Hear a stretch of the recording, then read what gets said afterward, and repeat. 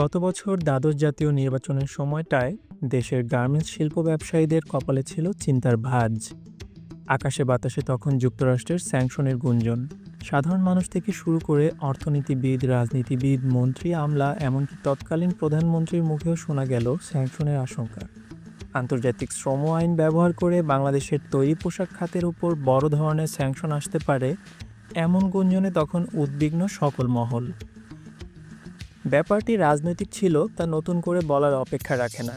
তবে তৈরি পোশাক শিল্পে নিরাপত্তা ও পরিবেশ সংক্রান্ত নিয়মকানুনের অবহেলার অজুহাত দিয়ে অর্ধকোটি মানুষের কর্মসংস্থান করে দেয়া এই ইন্ডাস্ট্রি নিয়ে এমন বিপজ্জনক খেলা কেন খেলতে চাইবে যুক্তরাষ্ট্র?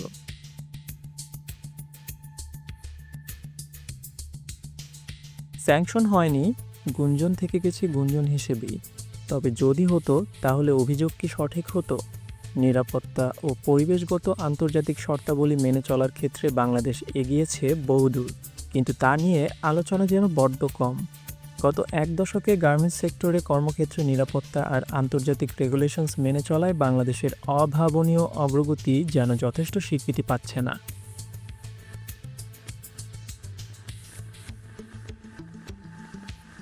তৈরি পোশাক রপ্তানিতে বাংলাদেশ বিশ্বের শীর্ষ দেশগুলোর একটি। 2022-23 অর্থবছরেও $47 বিলিয়ন অর্থমূল্যের তৈরি পোশাক রপ্তানি করে বাংলাদেশ, যা দেশের মোট রপ্তানি আয়ের প্রায় 84%। গত বছরের তথ্য অনুযায়ী বাংলাদেশে 3,604টি রপ্তানিমুখী গার্মেন্টস ফ্যাক্টরি রয়েছে, যার মাঝে 2,534টি বিজিএমইএ ও বিকেএমই এর সাথে যুক্ত। প্রতিটি রপ্তানিমুখী গার্মেন্টস প্রতিষ্ঠানই প্রতিনিয়ত নিরাপত্তা বৃদ্ধি ও পরিবেশগত বৈশ্বিক আইনগুলো নিয়ে কাজ করে যাচ্ছে। এ বিষয়ে ইন্ডাস্ট্রি ইনসাইডারের সাথে কথা হয় পলিসি এক্সচেঞ্জ বাংলাদেশের চেয়ারম্যান এম মাসুর রিয়াজের। তার মতে, কর্মক্ষেত্রে নিরাপত্তা বিধানে বাংলাদেশের রপ্তানিমুখী গার্মেন্টসগুলো আন্তর্জাতিকভাবে স্বীকৃত পর্যায়ে চলে গেছে। পরিবেশ সংক্রান্ত বিষয়গুলো এবং শ্রম অধিকার নিয়েও ক্রমাগত কাজ করে যাচ্ছে তারা। রানা প্লাজা আর তাজরিন ফ্যাশনের দুর্ঘটনার পর বাংলাদেশের গার্মেন্টসগুলো নিয়ে কাজ শুরু করে ইউরোপিয়ান বায়ার্স কোয়ালিশন অ্যাকর্ড এবং North American buyers organization alliance. May 2013 থেকে কাজ শুরু করে অ্যাকর্ড, যার আওতায় 2,000-এর বেশি গার্মেন্টস ফ্যাক্টরি পরিদর্শন করে 1,50,000-এর অধিক নিরাপত্তা সংক্রান্ত সমাধান করা হয়। মে 2013 থেকে কাজ শুরু করে অ্যাকর্ড, যার আওতায় 2,000-এর বেশি গার্মেন্টস ফ্যাক্টরি পরিদর্শন করে 1,50,000-এর অধিক নিরাপত্তা সংক্রান্ত সমস্যার সমাধান করা হয়। বৃহদাকারে নিরাপত্তা বিষয়ক প্রশিক্ষণের ব্যবস্থা করে 14 লাখ গার্মেন্টস কর্মীকে প্রশিক্ষণও দেওয়া হয়। অ্যাকর্ড আর অ্যালায়েন্সের কাজ শেষ হলে দায়িত্ব নেয় আরএনজি, সাস্টেনেবিলিটি কাউন্সিল ও নিরাপন।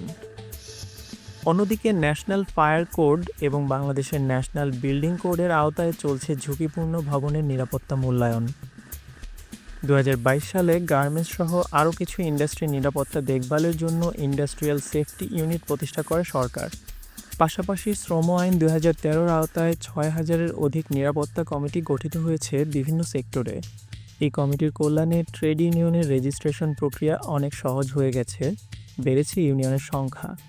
2023 সালের ফেব্রুয়ারি মাসের রিপোর্ট বলছে দেশের গার্মেন্টস সেক্টরে প্রায় 1,000 খানেক রেজিস্টার্ড ট্রেড ইউনিয়ন রয়েছে। এছাড়াও 2021 সালে রপ্তানিমুখী শিল্প খাতে উন্নত কাজের পরিবেশ নিশ্চিত করতে জাতীয় কমিটি গঠন করে সরকার। বাংলাদেশ ইনভেস্টমেন্ট ডেভেলপমেন্ট অথরিটি তথা বিডার অধীনে কাজ করে চলেছে এই কমিটি। ইতোমধ্যে পরিদর্শন করেছে 5,000-এর অধিক কারখানা, তালিকায় আছে আরও 40,000-এর বেশি। National occupational safety and health policy এবং ন্যাশনাল প্ল্যান অব অ্যাকশনও প্রতিষ্ঠিত হয় গত এক দশকের মাঝেই। এক কথায় রানা প্লাজার বিভীষিকার পর বাংলাদেশের আরএমজিতে ঘটে গেছে নিরাপত্তা সংক্রান্ত নীরব বিপ্লব।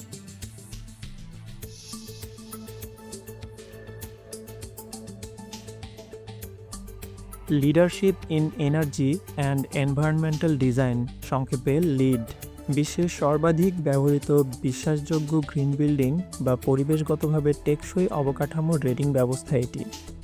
বৈশ্বিকভাবে স্বীকৃত এই রেটিং ব্যবস্থা যুক্তরাষ্ট্রের, যেখানে ক্রমাগত বাড়তে থাকা বাংলাদেশের গার্মেন্টসের সংখ্যাই জানান দেবে এই খাতে অগ্রগতির কথা।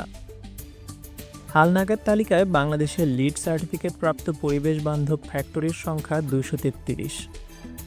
এর মাঝে 93টি প্লাটিনাম, 126টি গোল্ড, 10টি সিলভার এবং 4টি সাধারণ লিড সার্টিফিকেট প্রাপ্ত। পুরো বিশ্বেই সবচেয়ে ভালো পরিবেশ বান্ধব গার্মেন্টস ফ্যাক্টরির তালিকায় প্রথম 100তে বাংলাদেশেরই আছে 60টি ফ্যাক্টরি।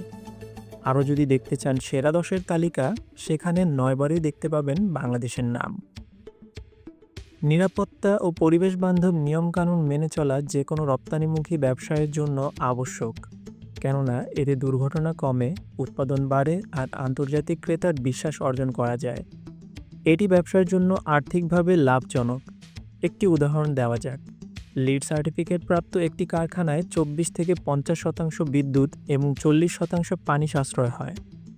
বর্জ্য কমে 70% পর্যন্ত। যদিও টেকসই কারখানা নির্মাণে প্রাথমিকভাবে খরচ হয় বেশি, কিন্তু বিদ্যুৎ ও পানি সাশ্রয়ে সে খরচ দ্রুতই পুষিয়ে ফেলা যায়। উপরন্তু লিড সার্টিফিকেট পেলে 2% কর্পোরেট কর মওকুফের সুবিধাও রয়েছে। এত কিছুর পরেও বাংলাদেশের মতো দরিদ্র ও উন্নয়নশীল দেশগুলোতে প্রতিনিয়ত কঠোর হতে থাকা কমপ্লায়েন্সের আওতায় যারা ফেলছে, তাদের অবস্থান কী?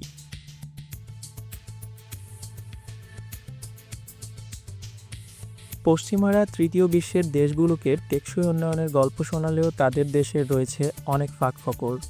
অ্যামনেস্টি ইন্টারন্যাশনাল এবং হিউম্যান রাইটস ওয়াচের 2024 সালের জানুয়ারি মাসের প্রতিবেদনে দেখা গেছে, যুক্তরাষ্ট্রের বৃহৎ জীবাশ্ম জ্বালানি ও পেট্রোকেমিক্যাল ইন্ডাস্ট্রিগুলো পরিবেশ ও নিরাপত্তা বিষয়ক আইনগুলোর তোয়াক্কা করছে না খুব একটা।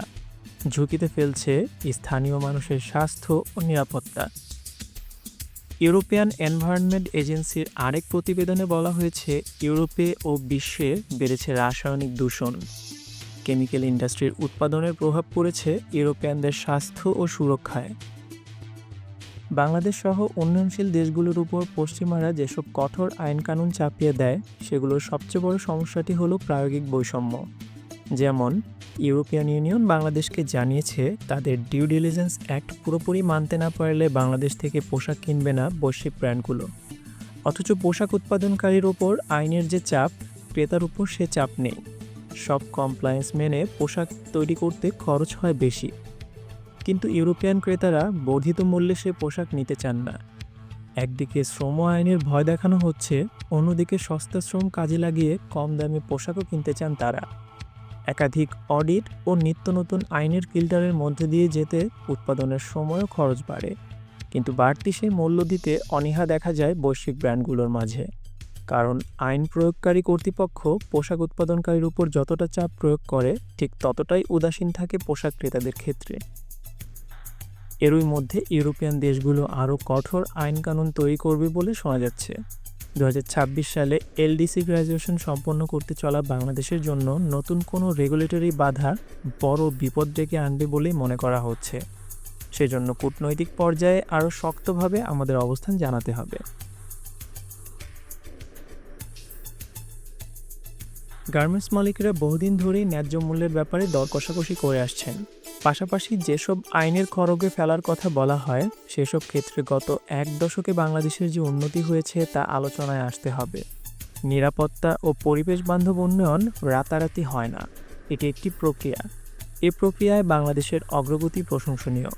এই অগ্রগতি যেন চলমান থাকে সেদিকে নজর রাখতে হবে, আর নিশ্চিত করতে হবে যেন আন্তর্জাতিক পরিমণ্ডলে এই অগ্রগতি উপেক্ষিত না থাকে।